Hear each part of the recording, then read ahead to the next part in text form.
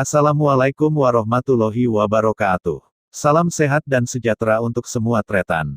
Pilkada Surabaya yang berlangsung tanggal 9 Desember tahun 2020, berlangsung aman dan lancar. Dari hasil perhitungan KPU Surabaya, pasangan Eri Cahyadi Armuji berhasil mengalahkan pasangan calon wali kota dan wakil wali kota, Mahfud Arifin Mudjiaman Sukirno. Namun, kemenangan paslon RJ, dan kekalahan paslon maju masih menjadi perdebatan di halayak. Tentu perdebatan itu, berkisar pada kenapa RJ bisa menang, dan kenapa paslon maju bisa kalah. Nah, untuk mengetahui faktor apa yang menjadi penyebab RJ menang, dan maju kalah di Pilkada Surabaya. Raja Warta menggali keterangan dari Surokim Abdussalam, peneliti senior Surabaya Survey Center SSC.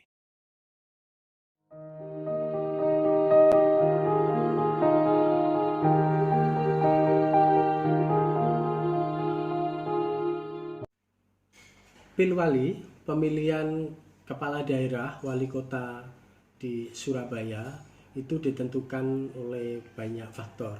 Menurut saya ada 3 hal yang penting. Yang pertama adalah figur yang diajukan. Yang kedua, momentum, dan ini paling penting. Dan yang ketiga, perubahan perilaku memilih atau voter kota Surabaya. Terkait dengan figur yang diajukan, sampai sejauh ini, merujuk pada hasil surveinya SSC, faktor figur calon wali kota itu memberi kontribusi hampir 78%, sangat dominan.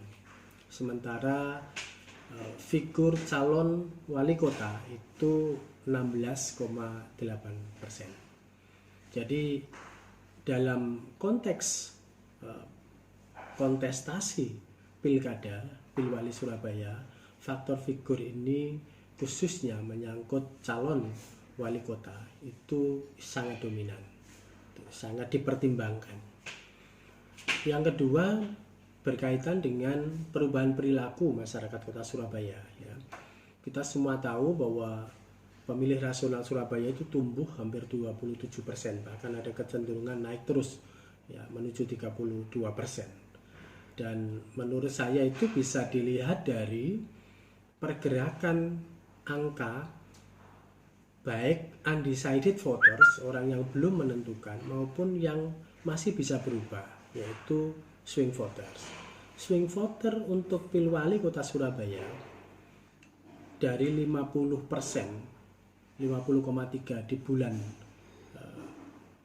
Oktober, itu hanya turun 41,9 menjelang akhir, ya, di akhir November, 41,9. Artinya orang yang masih mungkin berubah pilihan itu masih cukup tinggi, baik yang undecided voters maupun yang swing voters.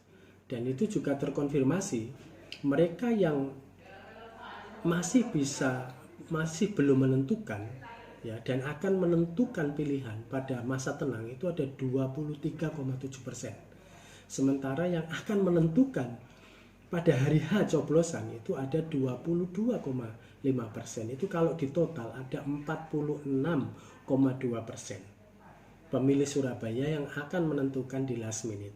Itu yang membuat kenapa kemudian siapa yang running di Pilwali Kota Surabaya, ya, itu kendati lebih dahulu memulai, belum tentu juga ada jaminan.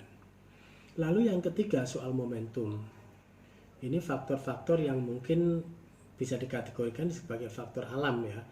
Kalau kita lihat hasil pilkada di seluruh Jawa Timur, termasuk di dalamnya adalah Pilwali Kota Surabaya, calon-calon yang usia produktif, ya, usia muda relatif banyak diuntungkan, karena banyak sekali calon-calon yang usia muda produktif itu yang terpilih. Menurut saya 3 hal itu yang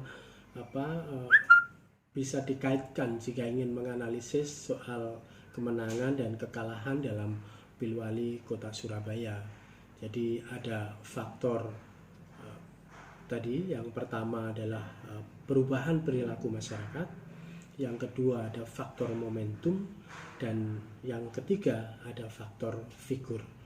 3 itu yang paling dominan menentukan menang kemenangan di dalam pilkada.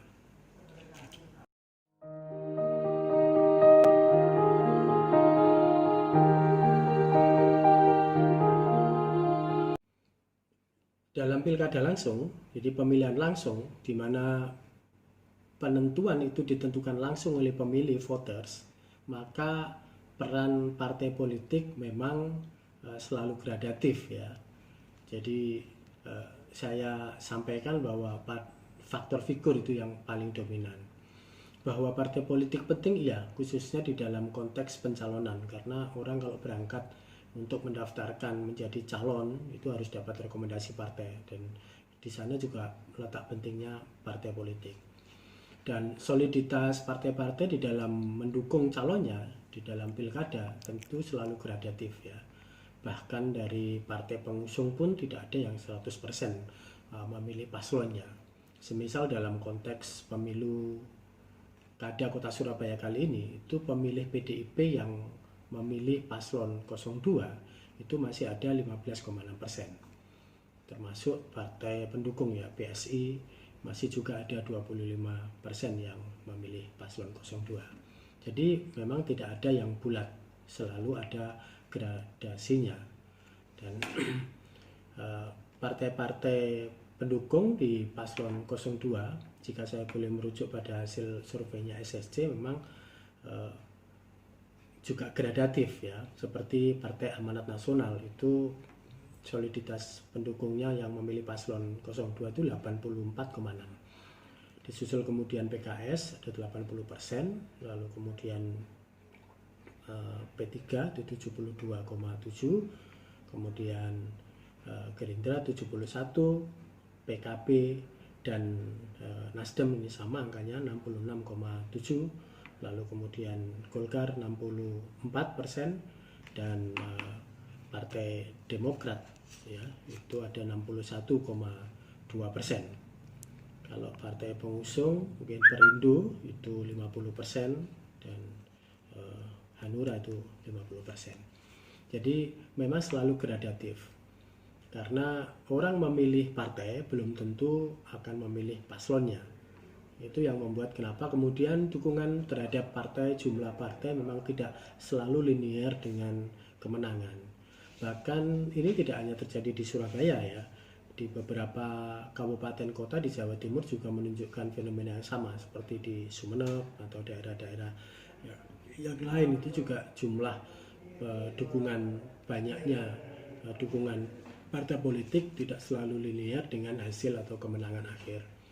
Dan saya pikir memang kita tidak bisa ya kemudian terlalu mengandalkan partai politik, karena konteksnya ini pemilu langsung, bukan pemilu dipilih oleh partai politik, itu persoalannya.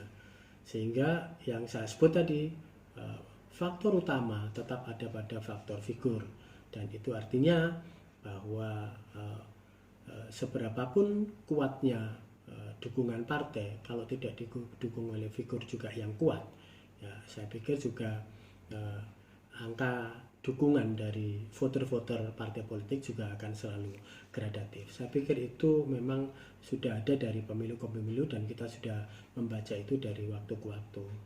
Artinya bahwa di dalam konteks pilkada langsung, dukungan partai tetap selalu penting, karena mereka juga punya pemilih-pemilih loyal, strong voters, dan pemilih, apalagi partai-partai yang secara ideologis kuat itu biasanya soliditasnya juga kuat.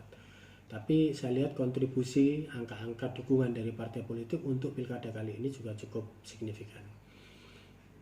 Kendati itu bukan faktor utama, karena memang seperti tadi yang saya sampaikan, undecided voters masih ada 12% di bulan November, lalu kemudian swing voters masih ada 41,9% di bulan November akhir. Itu yang kemudian membuat orang masih relatif banyak menunggu hingga detik akhir untuk menentukan pilihannya. Jadi akan selalu problematik, dan memang tidak selalu dukungan partai itu bisa akan selalu solid, karena apa yang terjadi di pemilu legislatif itu tidak selalu kemudian sama dengan apa yang ada di pemilu kada langsung. Sehingga ya Partai politik menurut saya penting, tetapi bukan yang utama.